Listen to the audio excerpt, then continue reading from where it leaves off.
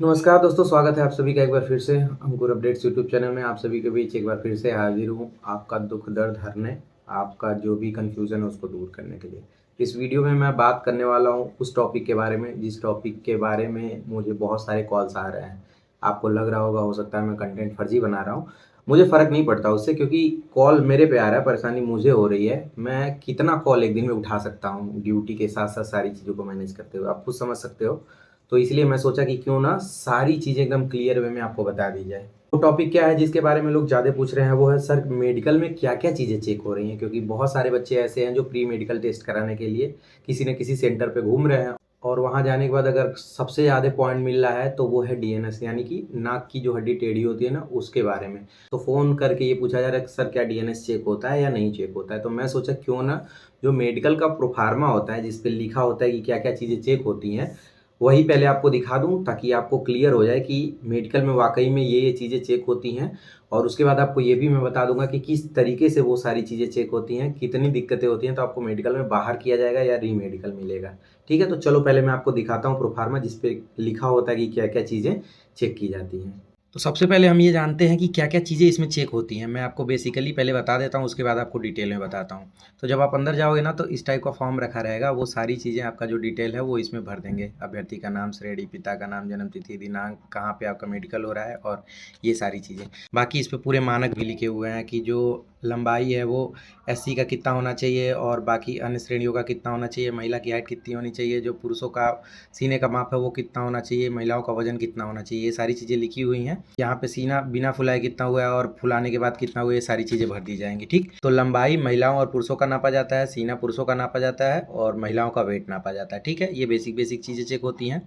बाकी आगे देख लेते हैं। इसमें चेक होता है knock knee, bowleg, flat feet, varicose veins, speech disability. मतलब आप बोलने में अगर थोड़ा लड़बड़ा रहे हो, यानी कि सही से नहीं बोल पा रहे हो तो। और बाकी अगर उनको प्रथम दृष्टया दिख गया शरीर में कोई और विकृति है तो। और बाकी कान का टेस्ट होता है जिसमें Rinne's test, Weber's test, vertigo test. मतलब मैंने आपको बताया था ना, अभी मैं और क्लियर अच्छे से बता दे रहा हूँ। ठीक है, इसमें जिसमें जिसमें आप पास हो जाओगे उसमें सकारात्मक पे टिक लगा दिया जाएगा, अगर नहीं पास होते हो तो इसमें लगा दिया जाएगा, यानी कि इसमें टिक लगा दिया जाएगा। ठीक, अब उसके बाद चेक किया जाता है आँखों का भेगापन। ठीक है, मतलब जो नहीं आँखें टेढ़ी-मेढ़ी होती हैं, फिर आपका कलर ब्लाइंडनेस चेक किया जाएगा, दूर दृष्टि चेक किया जाएगा, निकट दृष्टि चेक किया जाएगा। इसमें बाईं आँख, दाईं आँख और औसत लिख दिया जाता है। ठीक है, अगर और कुछ दिखता है इत्यादि में लिख दिया जाता है। और आपको दिखा दे रहा हूँ इसमें क्या होता है। अभ्यर्थियों के स्वास्थ्य परीक्षण में उपयुक्त अथवा अनुपयुक्त ही लिखा जाए, मतलब पास हैं कि नहीं पास हैं। अस्थायी उपयुक्त अथवा अस्थायी अनुपयुक्त न लिखा जाए। समझ गए ना? मतलब सीधे लिखा जाएगा कि पास है कि नहीं पास है। यहाँ अभ्यर्थी का साइन लगा दिया जाएगा, यहाँ अंगूठा लगा दिया जाएगा दाहिने और बाएं, और फिर इसमें अपना जो भी अधिकारी वहाँ बैठे हुए हैं सभी टीम सब लोग अपना साइन कर देंगे। इसे आप समझ गए ना कि क्या क्या चीज़ें चेक होती हैं। अब मैं आपको क्लियर वे में बताता हूँ। आप लोगों ने बहुत अच्छे से देख लिया होगा कि क्या क्या चीज़ें चेक की जाती हैं। जो इस प्रोफार्मा में मेंशन है सबसे पहले वही चीज़ चेक की जाती है। बाकी जो आप लोगों ने इत्यादि वाले में देखा ना, जिसमें अगर मान लो प्रथम दृष्टया कुछ दिख गया एक्स्ट्रा तो उसमें नोट कर देते हैं, लेकिन आप लोगों ने देखा होगा उसमें डीएनएस नहीं लिखा हुआ है, मतलब नाक का टेस्ट नहीं लिखा हुआ है। तो पहली बात तो आप ये क्लियर वे में जान लो कि नाक नहीं चेक की जाती है। इसके पहले जो वैकेंसी हुई थी नाक नहीं चेक की जाती थी। हो सकता है नॉर्मली चेक करना, भी ये नहीं कि एकदम ही ज़्यादा टेढ़ा हो तो दिक्कत करेंगे। उसमें लिखा हुआ है ना इत्यादि में, वो लिख सकते हैं कि उनको प्रथम दृष्टया कुछ दिख गया या फिर गहनता से चेक करने पे दिख गया तो उसमें मेंशन कर देंगे। लेकिन नॉर्मली नहीं चेक की जाती है। तो अगर थोड़ा बहुत दिक्कत हो तो आप परेशान मत होइएगा, उसका ऑपरेशन कराने की ज़रूरत नहीं है। तो मैं आपको एक बार स्टार्टिंग से बता देता हूँ कि मेडिकल में किस तरीके से चीज़ें चेक होंगी, ताकि अब आप क्लियर हो जाओ और आपको मेडिकल से रिलेटेड कोई भी वीडियो देखने की ज़रूरत ना पड़े। और स्पेशली बहुत सारे ऐसे कैंडिडेट हैं जो मेल या फीमेल से हैं, जिनको बिल्कुल ही नहीं पता है कि क्या चीज़ें चेक होती हैं। तो देखो, आपको मान लो एडमिट कार्ड मिल गया, मान लो ऑनलाइन मिला या थाने से मिल गया, आप एडमिट कार्ड लेके चले गए अपने सेंटर पे जहाँ आपको बुलाया जाएगा। ये तो आपको पता है, इसमें बताने की ज़रूरत नहीं है। अभी नहीं सर जी, टेम्पू से जाएँगे कि अपनी गाड़ी से जाएँगे, जैसे भी जाना टाइम से पहुँच जाना, ठीक? जहाँ आपका सेंटर रहेगा वहाँ एक रात पहले ही वहाँ पे जो लिस्ट है वो चिपक जाएगी, जहाँ पे आपका नाम देखने को मिल सकता है, ठीक? आप वहाँ पहुँचोगे, उससे पहले एडमिट कार्ड पे लिखे हुए सभी डॉक्यूमेंट लेके जाओगे। जो भी लिखा रहेगा, मान लो इसके पहले जो लगता है वो आपको पता है। एक तो एफिडेविट लगता है, 3 जो कैरेक्टर सर्टिफ़िकेट है वो लगता है, कि एक स्कूल वाला, एक ग्राम प्रधान का, और 2 जो गाँव के संभ्रांत व्यक्ति होते हैं, सो कॉल्ड संभ्रांत व्यक्ति, उनका सर्टिफ़िकेट, कुछ फ़ोटो, आपके डॉक्यूमेंट, ये सारी चीज़ें मान लो आपको लेके वहाँ पहुँचना रहेगा। पहुँच गए, वहाँ बैठा दिया जाएगा। बैठाने के बाद एक फॉर्म दे दिया जाता है, सारे डिटेल आप अपना भर लोगे। मान लो आपको बुला लिया गया अंदर, ठीक? अंदर गए, तो मैं पहले पुरुषों से स्टार्ट करता हूँ। आप मान लो शॉर्ट्स पे या फिर अंडरवियर पे आ गए, अंदर गए, पानी में पैर ऐसे कहेंगे, पानी में पैर डाल के खड़े हो जाओ, पैरों का निशान सही आना चाहिए।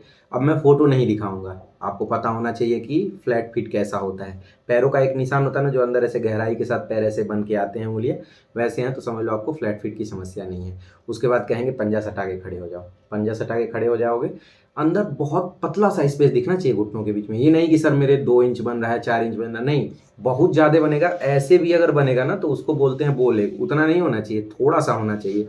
कभी कभी कह देते हैं कि थोड़ा सा इसको फैला के खड़े हो जाओ, मतलब 45 डिग्री का कोण बनाओ, तो 45 बनाओगे तो बीच में किसी के भी नहीं सटेगा, तो बीच में किसी के भी स्पेस नहीं बनेगा, समझ गए। तो जब आप ऐसे सटाना, मान लो पंजा सटा के खड़े हो रहे हो, तो अगर बीच में स्पेस नहीं बन रहा है तो थोड़ा सा दोनों जो घुटने हो उसको पीछे धक्का दोगे ना, तो ऑटोमेटिक स्पेस बन जाएगा। बहुत माइनर सा स्पेस होना चाहिए, ठीक।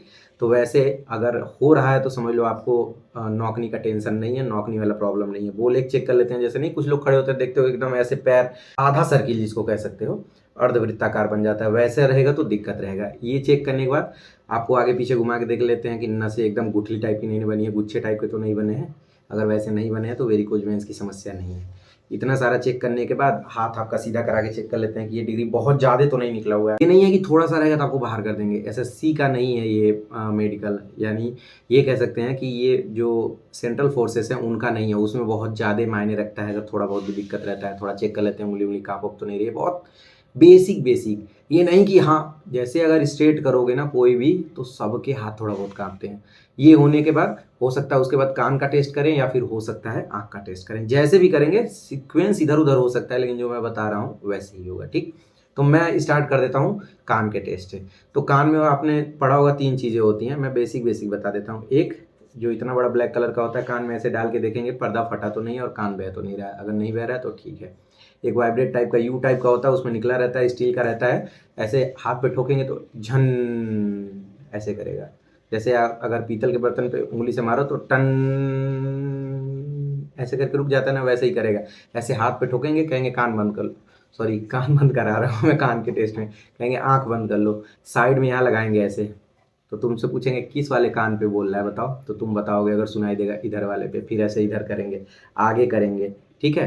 तो ऐसे करके बता दोगे। एक आध बार तो नहीं ठोकेंगे तब भी पूछ लेंगे कि किधर कर रहा है, तो डरना नहीं, बहुत आराम से बताना, ठीक। हो सकता है कान के पास आके कुछ पूछ भी सकते हैं, नाम पूछ सकते हैं, गांव पूछ सकते हैं, ऐसे करके टेस्ट कर लेते हैं। ये सारी दिक्कतें नहीं है तो आप समझ लो कान वाले टेस्ट में भी पास हो जाओगे। बस कान बहना नहीं चाहिए, पर्दे में छेद नहीं होना चाहिए। अगर ये होता है तो बस हम तो यही कहेंगे भाई, शुरू से ही गांधी जी, अगर इतिहास पलट के देखोगे तो भारत में बड़ा ज़्यादा उनका योगदान रहा है, वही पार घाट लगाते हैं, समझ गए ना। तो भगवान करे कि गांधी जी का कृपा आप लोगों पे बना रहे और आप लोग मेडिकल पास हो जाए। कान के टेस्ट के बाद स्टार्ट होता है आंखों का टेस्ट।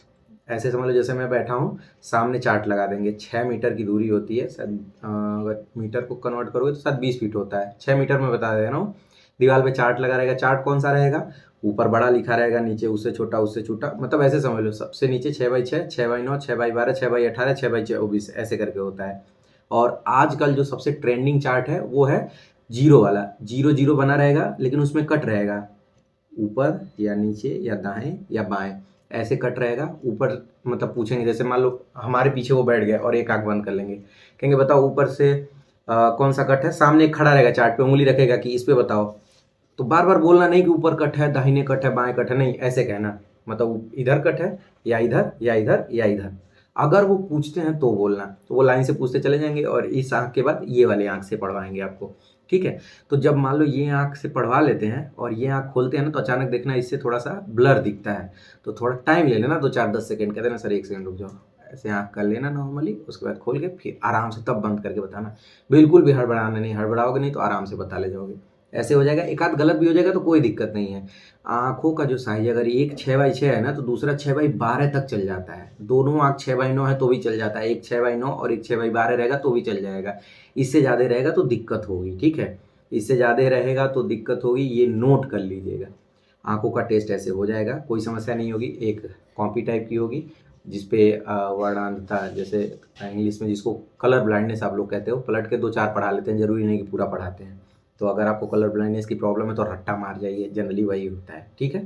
थोड़ा सा ट्रिक सीख लोगे यूट्यूब से, आप आराम से पास कर ले जाओगे। इतने सारी चीज़ें चेक करने के बाद आपका नॉर्मली एक बार मुँह खुलवा के देख लेते हैं। दाँतों का टेस्ट देखो लिखा नहीं है, मैंने क्या कहा, जो बेसिक चीज़ें होती हैं वो चेक कर लेते हैं। दाँतों में ही नहीं कि 4 दाँत टूटे हुए हैं तो आप बाहर हो जाओगे, नहीं बाहर होगे, थोड़ा साफ कर लेना। मेडिकल में जाने से पहले पूरे बॉडी को क्लीन कर लेना, ठीक है? तो उससे दिक्कत नहीं होगी। दाँत साफ करा लेना, गुटखा-फुटखा खाते हो तो अच्छे से साफ करा के जाना, उससे कोई दिक्कत नहीं होने वाली है। दाँतों में कोई बाहर नहीं होता है आज तक। तो डीएनएस और दाँतों के टेंशन को लेके आप एकदम निश्चिंत रहिए, कोई दिक्कत नहीं होगी। अब बात आती है कि सर उँगली मेरी थोड़ी-सी कटी थी, थोड़ी टेढ़ी है, कहीं टाँके का निशान है, कहीं बॉडी पे कुछ अलग है, कहीं फोड़े हुए थे, कहीं कुछ हुए थे। ये सारी चीज़ों से दिक्कत नहीं होने वाली है। फैशन करने के लिए आपको नहीं बुलाया जा रहा है। समझ गए ना? जो दसों उँगलियाँ हों वो हों, ऐसा नहीं कि एक उँगली गायब हो एकदम, समझ गए? तो दिक्कत होगी। थोड़ा बहुत चीज़ें हैं मैनेज हो जाती हैं, आपको ही पता है, उतना ज़्यादा इश्यू उसको नहीं बनाते हैं, ठीक है? बाकी मेडिकल में जाने के लिए क्या सर दाढ़ी केजीएफ की तरह रखे थे वो ज़रूरी छिलवा के जाना? नहीं। जब तक मेडिकल हो नहीं जाता है, आपका फाइनल वो नहीं आ जाता है नाम और आपको भेज नहीं दिया जाता, तब तक आप जैसे चाहो वैसे चले जाना, कोई दिक्कत नहीं होने वाली। एकदम निश्चिंत होके जाना, आराम से लोअर टी-शर्ट पहन के जाना मस्त, टेंशन फ्री होके। तो इतनी ही चीज़ें मेडिकल में चेक की जाती हैं। मैं एक बार फिर से रिवाइज़ कर लेता हूँ क्योंकि कभी-कभी वीडियो बनाने में ध्यान से उतर जाता है। देखो पैरों में आपने देख लिया फ्लैट फीट, बो लेग, नॉक नी, उसके बाद नसों का देख लिया आपने वेरिकोज वेन्स, ठीक? आँखों का, कानों का टेस्ट हो गया, आप हाथ देख लिए मतलब जो एंगल बनता है वो हो गया, दाँत हो गया, नाक हो गया। बाकी और कोई पार्ट बचता नहीं है, टाँके-फाँके का निशान जो भी रहेगा उससे चल जाएगा, आराम से टेंशन फ्री होके चले जाना, करा लेना।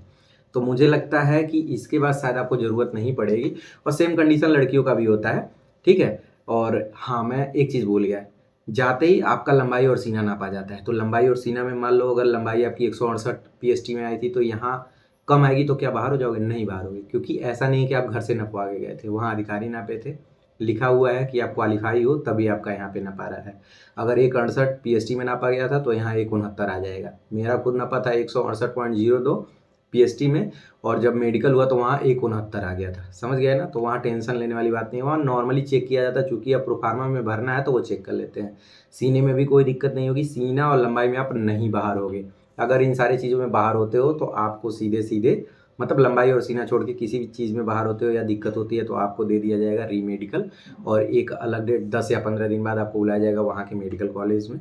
मेडिकल कॉलेज में जाने के बाद सारी चीज़ें आप खुद समझ जाओगे। बाकी टीम कहाँ से आती है डॉक्टरों की? तो जो आपका सरकारी अस्पताल है उस ज़िले का, वहाँ से टीम आती है, अलग-अलग दिन अलग-अलग डॉक्टर आते हैं। 4 या 5 डॉक्टर का पैनल होता है जिसमें अलग-अलग रोग विशेषज्ञ होते हैं, मतलब कोई हड्डी का, कोई कान का, कोई नाक का, ऐसे करके होते हैं। समझ गए ना? तो इससे कोई दिक्कत वाली बात नहीं है, लड़कियाँ भी, लड़के भी। बाकी आराम से जाना मेडिकल कराना। मुझे लगा कि ये चीज़ें आपको क्लियर करनी चाहिए। हाँ, एक चीज़ ध्यान रखना, जो बोलने की उसमें कौन-सा डिसेबिलिटी होती है, मतलब समझ जाओ, जैसे नहीं कुछ लोग तुलतुला के बोलते हैं या आवाज़ फँसती है, ऐसे लोगों को बाहर किया जाता है। क्योंकि उसमें लिखा हुआ है कि क्लियर बोल पाओ आप, तो हल्का-फुल्का अगर फँसोगे तो कोई दिक्कत नहीं होगी, अगर ज़्यादा फँसोगे तो समस्या आएगी, ठीक है? किस तरीके से चीज़ों को आपको मैनेज करना है ये आप बहुत बेहतर तरीके से जानते हो। तो मेरा काम था बताना और रोज़ इतने फ़ोन आ रहे हैं भाई साहब, मैंने कहा ना थोड़ा-सा हमें भी जी लेने दो यार। सुबह 6 बजे फ़ोन करके पूछ रहा हूँ ना, मैं नींद में हूँ, मेरी आँखें लाल हैं, मैं क्या ही बताऊँ। कल मैं घर पे बात कर रहा था, कम से कम 25 बार फ़ोन किया वो लड़का। मैं बार-बार कट कर रहा हूँ, उसके बाद फ़ोन पे फ़ोन मैंने ब्लॉक मार दिया। बताओ मैं क्या करूँ? समझ रहे हो ना? आपको तो लगता होगा कि यार ये बड़ा भाव खा रहा है, ये बता ही नहीं रहा है। भाई मेरी भी ज़िंदगी है, कुछ मुझे भी काम है, मैं 24 घंटा इतना फ्री नहीं हूँ, ड्यूटी पे रहता हूँ, अपने काम करने होते हैं। उसके बाद भी अगर मैंने अपना पर्सनल नंबर दे रखा है बिना हाइप क्रिएट किए कि ये लो मैंने अपना पर्सनल नंबर दिया, नॉर्मली मैंने दे दिया यार, तो एकदम चढ़े जा रहे हो। कहूँगा हमें भी जी लेने दो, थोड़ा-सा टाइम होता भी नहीं, 12 बजे रात में फ़ोन करके पूछें। तो यार समझा करो बात को, समझ गए ना? अगर एक बार कट हो जाए तो फ़ोन समझ लो कि हो सकता है बिज़ी हो या हो सकता है कभी-कभी इरिटेट हो जाता हूँ कि यार फालतू का नंबर दे दिया था इन बेवकूफ़ों को, फिर लगता है यार छोड़ो जाने दो। तो ऐसा मत करो कि मुझे अफ़सोस हो कि यार मैंने नंबर क्यों दे दिया। आई थिंक आप लोग समझ गए होंगे, तो टेंशन फ्री रहो, बहुत जल्द मेडिकल का एडमिट कार्ड जारी होगा। सारी चीज़ें आसानी से होंगी, जैसे इतना दिन बर्दाश्त कर लिए, वैसे ही कुछ दिन और बर्दाश्त कर लो, सब चीज़ हो जाएगा। और अगर आपका हेड ऑपरेटर या फिर जो जूनियर क्या बोलते हैं उसको, असिस्टेंट ऑपरेटर और कर्मशाला कर्मचारी, इन दोनों में आपका नाम आया हो तो आपको ढेर सारी शुभकामनाएँ, ज्वाइन कर लेना, कोई दिक्कत वाली बात नहीं है। बाकी जो हेड ऑपरेटर है उसका जो डीवीपीएसटी है वो चल ही रहा है, शानदार नौकरी अगर होगा तो ऑब्वियस सी चीज़ है कि आप ज्वाइन कर लोगे, उसमें कोई समस्या नहीं है। तो आप लोग अपना ध्यान रखो, टेंशन फ्री रहो। FIR दर्ज वालों को मैंने बता दिया है कि आपके पास एक ही ऑप्शन है, तुरंत में मैनेज नहीं हो सकता। सब लोग आपसे यही कहेंगे तुरंत मैनेज करा लो। भाई पटीदार इतना बेवकूफ़ नहीं है, तुम पैरों तक गिरने के लिए भी तैयार हो जाओगे तभी वो नहीं मानेंगे, समझ गया ना। तो टेंशन फ्री रहो। अभी शपथ पत्र में सारी चीज़ें डिटेल में दे देना, चूँकि 13वें पॉइंट में लिखा हुआ है कि अगर आप दोषमुक्त हो गया तो भी आपको उसमें वर्णन करना है। तो दोषमुक्त का मतलब जैसे मान लो उसमें लिखा हुआ है कि आपके ऊपर ये धारा थी, आप उसमें दोषमुक्त हुए, तो लिख देना कि मेरे खिलाफ इस धारा के तहत केस दर्ज है जिसमें मैं दोषमुक्त हो चुका हूँ। सारी चीज़ें वर्णन कर देना। मेरे कहने का मतलब कि कोई रिस्क ना हो, आप कर दोगे, क्योंकि आपको पता होना चाहिए कि अगर आप तथ्य छिपाओगे तो दिक्कत हो जाएगी। तो छिपाना नहीं है, जो भी है हमारे ऊपर हम बता देंगे, हमारे ऊपर ये दर्ज था, हमारा वहाँ से नाम निकल गया है, बता देना, बाकी टेंशन फ्री रहो। ठीक है, एंजॉय करते रहो आप लोग। ज़िंदगी का जो ये पल मिल रहा है वो फिर दोबारा नहीं मिलेगा मेरे भाई। एक एक दिन के लिए बड़ा मुश्किल से छुट्टी मिलती है, तो अभी घूम लो फिर लो, लेकिन ये ध्यान रखना पड़दारी और इन सारी चीज़ों से बच के रहना, क्योंकि लोग बर्दाश्त नहीं कर पाते दूसरे की सफलता, समझ गया ना। तो मैं यही कहूँगा कि एंजॉय करो, टेंशन फ्री रहो। कुछ भी पूछना हो तो थोड़ा हिसाब से कॉल करना। अब ये नहीं कि सर जी खाना खाने का मन कर रहा है, किसमें बनाऊँ खाना, तो ये सारी चीज़ें मेरे से मत पूछना। तो मिलते हैं अगले वीडियो में। इंस्टाग्राम आईडी आप मेरा फॉलो कर लो, अंकुर अपडेट्स नाम से है, वहाँ पे आप को जवाब मिल जाएगा अगर आप फॉलो करके मैसेज करते हो तो। ओके, आप लोग अपना ध्यान रखो, मिलते हैं, बाय बाय, जय हिंद।